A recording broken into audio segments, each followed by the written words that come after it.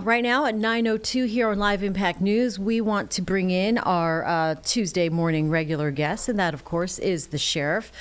Here this morning joining us for a conversation, our Tuesday morning conversation was what I'm beginning to call it here, Sheriff. And a new initiative is happening there at the sheriff's office, the sheriff's house, which you alluded to last week.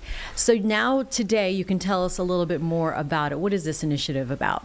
Well, the initiative is just a spin-off of what we call the Post-Release Center.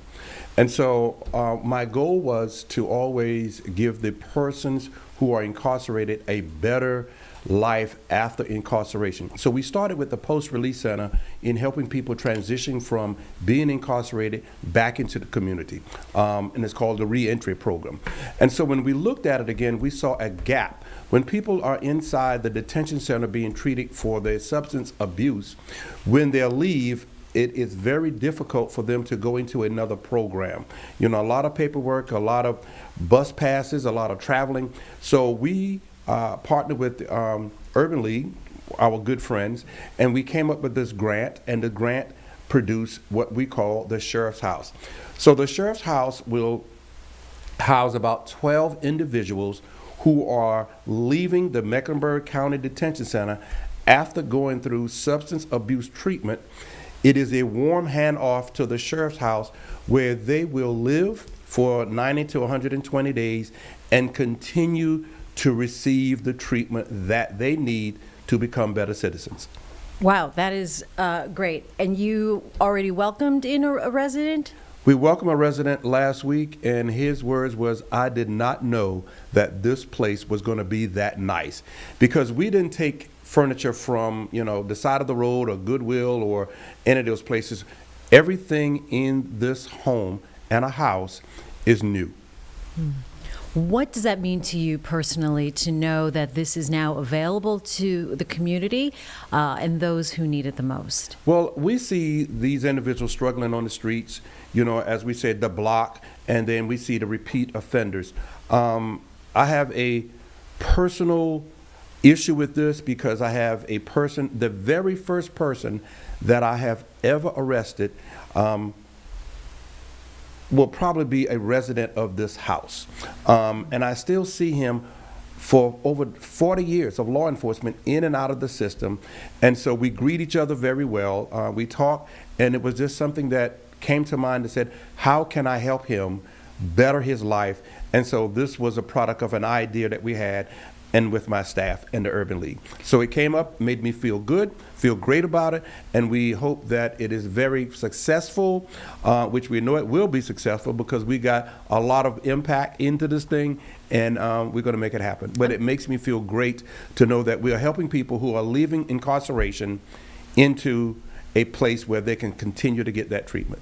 Then how do you decide who gets to go there, if they're on and off the streets for decades, or that they are, you know, kind of hardcore criminals? Well, they're inside our detention center going through a program. So they're in the program inside a detention center as we speak. And so then after they are going, when they're going to be released, after they, you know, post their bond or serve their, you know, sentence, this short sentence, then we transition them to the house. So we have these people already in our midst. We're dealing with them daily as we speak, and so we're going to transition them from incarceration into the home.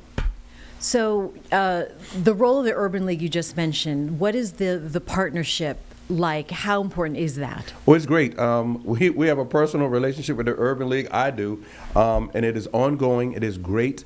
When the director, Robin, calls me and say, "Hey, Gary, can we work this out together?"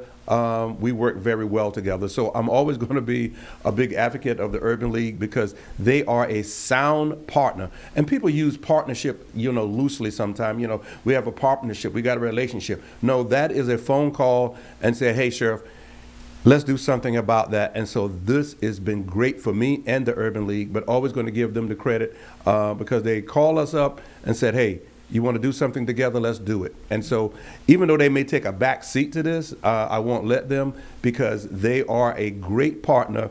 And I'm just looking for the director to call me again and said, okay, Gary, we got that going on. Let's start something else again. Oh, wow. Okay. So who did you hire to set this up, and what is the decision process into doing something like that? We have what they call a housekeeper or a house maid, not a maid, but a house person to take care of the house. It is very well constructed. And here's what I want to say that we probably left out.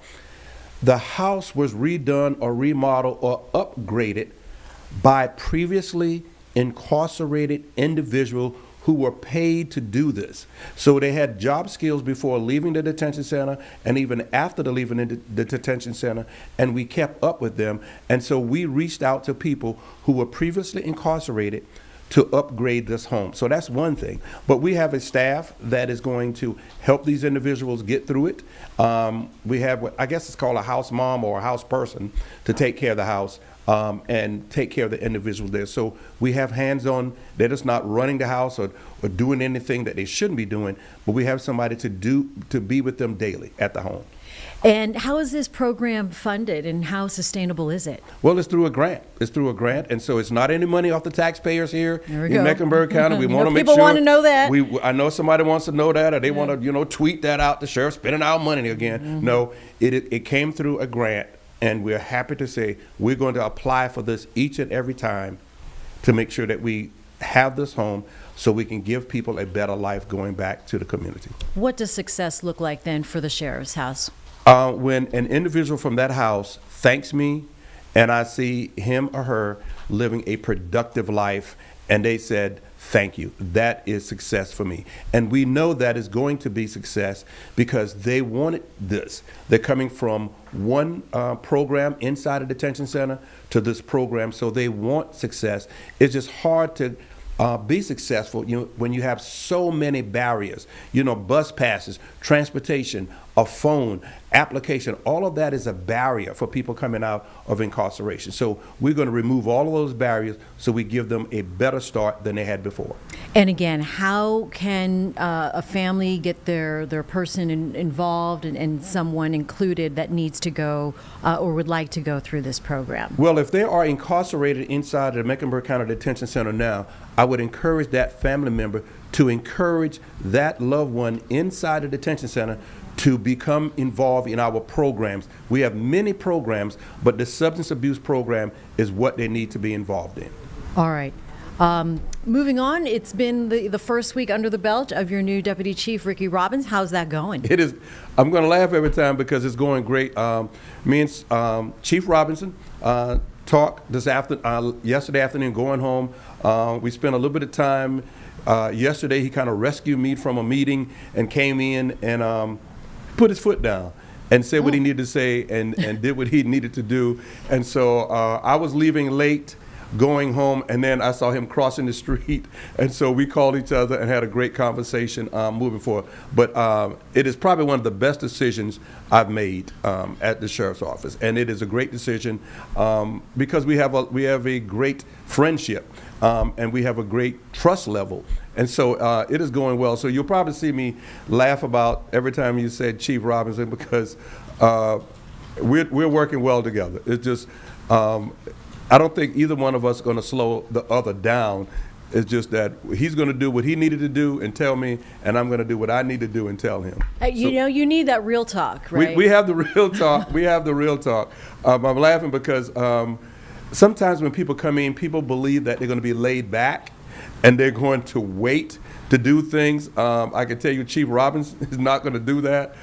He's sound law enforcement. I can tell you will see a greater presence during the 4th of July. You will see a greater presence during Police Memorial Week. So you're going to see a greater presence of the Sheriff's Office in the community with the leadership of Chief Robbins. And I think that is what a lot of people in the community are wanting to hear, that we'll see your presence.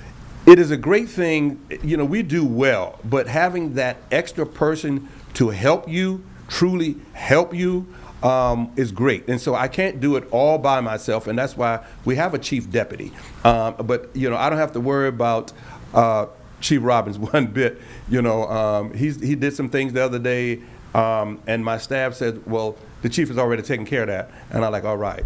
And so it's great. So we're going to have a great time together. It's going to be a great time in this city, great time in this county. CMPD have their two friends across the street now, and we still love them across the street. So it's going to be a great time together in the city. All right. Again, off to what sounds like an encouraging start with that new partnership, and certainly with the Sheriff's House.